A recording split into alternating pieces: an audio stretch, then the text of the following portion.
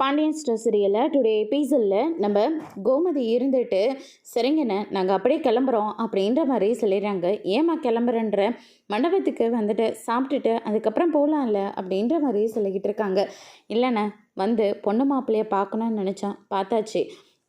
அதே மாதிரி கல்யாணத்தை பார்க்கணுன்னு நினச்சோம், பார்த்தாச்சு. ஆசீர்வாதம் பண்ணணும்னு நினச்சேன், பண்ணியாச்சு. முறையெல்லாம் செய்யணும்னு நினச்சேன், செஞ்சாச்சு. நாங்கள் இதுக்கு மேலே இங்கே இருக்கலான்னு நாங்கள் கிளம்புறோம் அப்படின்ற மாதிரி சொல்லிடுறாங்க.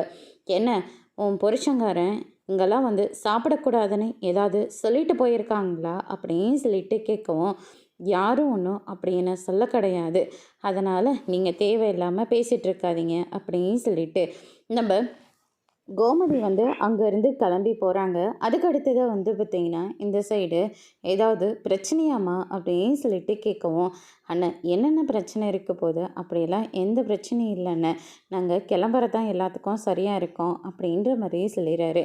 அதுக்கு அடுத்ததாக வந்து பார்த்திங்கன்னா ராஜி இருந்துட்டு இந்த இடம் ரொம்ப நல்லா இருக்குல்ல, அதுக்காக இங்கே வாடி இருக்க முடியும், நான் ஒன்றும் இங்கே இருக்க சொல்லலத்த, இங்கே ஒரு 2-3 ஃபோட்டோ எடுத்துகிட்டு போகலாமே அப்படின்ற மாதிரியே சொல்லிடுறாங்க. ஃபோட்டோ தானே, சரி சீக்கிரம் எடுத்துகிட்டு வாங்க, டைம் ஆகுது போகலாம் அப்படின்ற மாதிரியே சொல்லிடுறாங்க. சரின்னு சொல்லிட்டு ராஜி நிற்க வச்சு கதிர் வந்து சூப்பராக ஃபோட்டோலாம் எடுத்துகிட்ருக்காங்க. இன்னும் எவ்வளோ நேரம் தான் எடுப்பாங்கன்னு தெரியலையே அப்படின்னு சொல்லிட்டு கோமதி ஒரு பக்கம் உட்காந்து புலம்பிகிட்ருக்காங்க. அதுக்கு அடுத்ததாக வந்து பார்த்திங்கன்னா நம்ம கதிரை போய் நிற்க சொல்கிறாங்க. ராஜி வந்து கதிரை ஃபோட்டோ எடுத்துகிட்ருக்காங்க. ஆளுக்கு மாறி எடுத்துகிட்டே இருக்காங்க. வாங்க போகலான்னு சொல்லிட்டு கூப்பிட்டுட்டே இருக்காங்க கோமதி வந்து. ஆனால் இன்னும் 2 நிமிஷம்னு சொல்லிட்டு திரும்ப ஃபோட்டோ வந்து எடுத்துக்கிட்டே இருக்காங்க. சரின்னு சொல்லிட்டு இப்போ நான் கிளம்ப போகிறேன் அப்படின்ற மாதிரியே சொல்லிட்டு கோமதி அங்கேருந்து கிளம்புறாங்க. மாமா என்னாச்சும்மா, எப்படிம்மா போக போகிறேன், நான் ஆட்டோவில் போய்க்கிறேன்டா, ஆட்டோவில் நீங்கள் ஆட்டோவில் போகிறதா அப்படின்ற மாதிரியும் சொல்லிடுறாங்க. பின் என்னடா 2 நிமிஷம்னு சொல்லிக்கிட்டே இருக்கீங்க, புருஷனும் பொண்டாட்டியும் சேர்ந்து மாறி ஃபோட்டோ எடுத்துக்கிட்டே இருக்கீங்க, ஏன் எங்களெல்லாம் பார்த்தா உனக்கு ஃபோட்டோ எடுக்கணுன்ற நினப்பு வரவே இல்லையா அப்படின்னு சொல்லிட்டு கேட்கவும், இப்போ என்னம்மா உங்களையும் நிற்க வச்சு ஃபோட்டோ எடுக்கணுமா, வாமா எடுக்கலாம், இதுக்கு போய் என்னம்மா இருக்குது அப்படின்ற மாதிரியும் சொல்லிகிட்டு இருக்காங்க. அதுக்கடுத்து வந்து பார்த்தீங்கன்னா அதெல்லாம் ஒன்றும் தேவையில்ல அப்படின்ற மாதிரியும் சொல்லிடுறாங்க.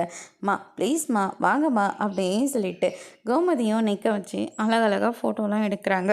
திரும்பவும் கும்பலாக சேர்ந்து 3 பேருமா ஒன்றாவே ஃபோட்டோ எடுத்துக்கிறாங்க. அதுக்கு அடுத்ததாக இந்த பக்கம் வந்து பார்த்திங்கன்னா பாண்டியன் இருந்துட்டு ஃபோன் பேசிக்கிட்டு இருக்காங்க. கடைக்கு ஆள் வந்துட்டு சுற்றி முற்றியும் பார்த்துட்டு யாருமே இல்லைன்னு சொல்லிட்டு வர கஸ்டமரெல்லாம் அப்படியே போய்கிட்டே இருக்காங்க. இவன் கடையை திறந்து போட்டுட்டு இவன் எங்கே போயிட்டான் அப்படின்னு சொல்லிட்டு பாண்டியன் ரொம்பவே பதட்டமாக போய் பார்க்குறாங்க. பார்த்தா கடைக்குள்ள நம்ம சரவணன் வந்து நல்லா தூங்கிட்டு இருக்காங்க. டே சரவணா என்னடா ஆச்சு, கடையை திறந்து போட்டுட்டு இப்படி தூங்கிட்டு இருக்க, சாரிப்பா தூக்கம் வந்துச்சு அப்படி தூங்கிட்டேன்ப்பா, நான் மன்னிச்சிடுங்கப்பா, தூங்கியிருக்கக்கூடாது அப்படின்ற மாதிரியே சொல்லிடுறாங்க. அதெல்லாம் இருக்கட்டும், இப்படி கடையை திறந்து போட்டுட்டு தூங்கிட்டு வர கஸ்டமர்லாம் வந்து போய்கிட்டே இருக்காங்க, யாராச்சும் வந்து ஏதாவது எடுத்துகிட்டு போயிட்டா என்னடா பண்ணுறது, அப்படிலாம் நடக்க விட மாட்டேப்பா அப்படின்ற மாதிரியும் சொல்லிடுறாங்க. சரவணா நீ வீட்டுக்கு போய் ரெஸ்ட் எடுத்துட்டு அதுக்கப்புறம் கிளக்கி வாடா அப்படின்ற மாதிரியும் சொல்லிடுறாங்க. இல்லைப்பா பரவாயில்ல, நான் போய் முகம் மட்டும் கழுவிட்டு வந்துடுறேன், அதெல்லாம் எதுவும் வேணாண்டா, நீ வீட்டுக்கு போ அப்படின்ற மாதிரியும் சொல்லி வீட்டுக்கு அனுப்பி விடுறேங்க. அதுக்கடுத்து தான் இந்த பக்கம் நம்ம பாண்டியன் இருந்துட்டு கோமதிக்கு கால் பண்ணி, இங்கே பாரு சரவணன் வீட்டுக்கு வந்துட்டுருக்கான், அவங்ககிட்ட நீ எந்த கேள்வியும் கேட்காது சரியா, அவன் தூங்குறதுக்காக வரான், அவனுக்கு கொஞ்சம் உடம்புக்கு முடியல அப்படின்ற மாதிரி சொல்லிடுறாங்க. அவன் நைட்டில் எல்லாம் சரியாக தூங்குறதே இல்லை, அதனால் இப்போ தூக்கம் வருது அவனுக்கு, அவன் தூங்குற போது நல்லா தூங்கட்டுமே அப்படின்ற மாதிரியும் சொல்லிடுறாங்க. ஏங்க உனக்கு என்னாச்சு, அதெல்லாம் கேட்காதன்னு அவங்ககிட்ட தானே கேட்கக்கூடாதுன்னு சொன்னீங்க, நீங்கள் எங்கிட்ட சொல்லலாம்ல அப்படின்ற மாதிரியும் சொல்லிடுறாங்க. இதெல்லாம் நல்லா தாண்டி பேசுகிற, அவன் வந்து தூங்கட்டும் அதுக்கப்புறம் நான் உங்ககிட்ட சொல்கிறேன் அப்படின்னு சொல்லிட்டு ஃபோன் வந்து கட் பண்ணிடுறாங்க. அதுக்கடுத்து தான் சரவணன் வீட்டுக்கு வந்துடுறாரு. வந்த உடனே வந்து பார்த்திங்கன்னா கோமதி இருந்துட்டு, சரவணா உங்கள் அப்பா உனக்கு ஃபோன் பண்ணாரா, வீட்டுக்கு வரதா சொன்னார், கடையிலேயே தூங்கிட்டியேமே, என்னடா உனக்கு ஆச்சு, நைட்டில் சுத்தமாக தூங்கவே மாட்டேங்கிறியா, உடம்புக்கு ஏதாவது முடியலையாடா அப்படின்ற மாதிரியும் சொல்லி கேட்டுக்கிட்டு இருக்காங்க. எங்கே சரவணன் வாய் வார்த்து விட்டுருவாரோன்னு சொல்லி பயந்துக்கிட்டு கதறி இருந்துட்டு, அண்ணாலாம் நல்லதாம்மா இருக்காரு, நீ காதலிச்சு கல்யாணம் பண்ணிக்கிட்ட அப்பாவை பேசுறது கடைக்கு போனால் கூட அவரோட குரல் கேட்டுக்கிட்டே இருக்குதுன்னு எத்தனை தடவை சொல்லியிருக்கீங்க, அதே மாதிரி அண்ணன் வீட்லேயும் பார்க்குறது கடைக்கு போனாலும் கேட்டுக்கிட்டே தான் இருக்குது, அதனால தான் தூங்குறேன்னு சொல்லிட்டு கிளம்பி வந்துருச்சுமா, சும்மா நோடி கேள்வியெல்லாம் கேட்குறீங்க, அண்ணன் நீங்கள் போய் ரெஸ்ட் எடுங்க போங்க அப்படின்னு சொல்லிட்டு கதறி இருந்துட்டு சரவணை அங்கேருந்து அனுப்பி விட்டுறாங்க. டேய் அப்படியாடா சொல்கிற, அப்படிதாம்மா அப்படின்ற மாதிரி கதிர் வந்து ஒரு வழியாக கோமதியை வந்து சமாளிக்கிறாங்க. அதுக்கடுத்து தான் இந்த பக்கம் நம்ம சுகன்யா இருந்துட்டு பொண்ணு மாப்பிள்ளைக்காக ஆர்த்தியெல்லாம் எடுத்து ரெடியாக வச்சுக்கிட்டு இருக்காங்க. அந்த நேரம் பார்த்து நம்ம பழனி வராரு. என்ன அவங்க வந்துட்டாங்களாமா அப்படின்னு சொல்லிட்டு கேட்டுக்கிட்டு இருக்காங்க. எப்போ இந்த நின்றுட்டு இருக்க மண்டபத்துலேருந்து கிளம்பிட்டு தான் சொன்னாங்கள்ல, அப்பத்துலேருந்து காத்துக்கிட்டு தாங்க இருக்கேன் அப்படின்ற மாதிரியும் சொல்லிடுறாங்க.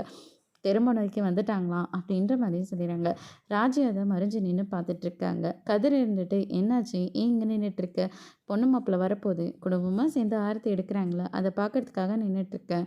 நாமளும் இப்படியெல்லாம் கல்யாணம் பண்ணியிருந்தா நமக்கும் இப்படியெல்லாம் ஆரத்தி எடுத்து உள்ளே அழைச்சிருப்பாங்கல்ல அப்படின்ற மாதிரி சொல்லி கேட்டுக்கிட்டு இருக்காங்க. ஐயடா, கொடு கல்யாணம்னு ஒன்று நடந்தால் ஆரத்தி எடுக்கதாம்மா செய்வாங்க அப்படின்ற மாதிரி இந்த பக்கம் நம்ம கதிர் வந்து சொல்லிக்கிட்டு இருக்காங்க. ஆனால் நம்மளோட கல்யாணம் அப்படியெல்லாம் நடக்கலைல்ல அப்படின்ற மாதிரி சொல்லிடுங்க. பேசாமல் நம்ம மறுபடியும் கல்யாணம் பண்ணிக்கலாமா, அப்போ தான் 2 குடும்பமும் ஒன்றா சேர்ந்து நம்ம கல்யாணத்தையும் நடத்தி வைக்கும் அப்படின்னு சொல்லிட்டு கதிர் வந்து சொல்லிட்டு இருக்காங்க. இதுவும் நல்ல ஐடியாவில் இருக்குது அப்படின்ற மாதிரி ராஜி வந்து சொல்கிறாங்க. அதுக்கு அடுத்து தான் வந்து பார்த்திங்கன்னா நம்ம கோமதி வராங்க. நானும் பார்த்துக்கிட்டே தான் இருக்கேன், புருஷனும் பொண்டாட்டியும் எங்கே பார்த்தாலும் குசு குசுன்னு பேசிக்கிட்டே இருக்கீங்க, அப்படி என்ன தான் பேசுகிறீங்க அப்படின்னு சொல்லிட்டு கேட்கும். பொண்ணும் மாப்பிள்ளையும் வந்துருச்சு. ஆமாம் வந்தாச்சு, நானும் பார்த்தேன். அவங்களுக்கு குடும்பமே சேர்ந்து ஆரத்தி எடுத்தாங்களாமா, அதே மாதிரி இவளுக்கும் எடுக்கணுமா அப்படின்ற மாதிரி சொல்லிடுறாங்க. என்னடி உனக்கு தான் கல்யாணம் ஆகிடுச்சுல்ல அப்படின்ற மாதிரி சொல்கிறாங்க. இல்லாத மறுபடியும் ஒன்றா சேர்ந்து கல்யாணம் பண்ணால் குடும்பமாக எனக்கு ஆரத்தி எடுப்பாங்கல்ல அப்படின்ற மாதிரி சொல்லிடுறாங்க. எனக்கும் உங்கள் மாமாவுக்கும் இப்படி தான் திருட்டு கல்யாணம் நடந்துச்சு, அதனால் நீங்கள் ஒரு மேடலையும் நாங்கள் ஒரு மேடலையும் உட்காந்துக்கிறோமே அப்படின்ற மாதிரியும் சொல்லிடுறாங்க. இன்னும் 1 மாதத்துக்கு இந்த ஊரில் இருக்கிறவங்க நம்மளுடைய கல்யாணத்தை பற்றி தான் பேசிக்கிட்டே இருப்பாங்க அப்படின்ற மாதிரி சொல்லி காமெடி பண்ணிகிட்ருக்காங்க. இவங்க எடுக்கிறாங்க அப்படின்னு சொல்லிட்டு ராஜி வந்து கற்பனையே பண்ண ஆரம்பிச்சிட்டாங்க. அதோட இன்றைக்கான எபிசோட் முடிச்சிருக்காங்க. இனி பாண்டியன் ஸ்டோர் சீரியலில் அடுத்தடுத்து என்னெல்லாம் நடக்க போகுதுன்றதை வெயிட் பண்ணி பார்க்கலாம். தேங்க்யூ.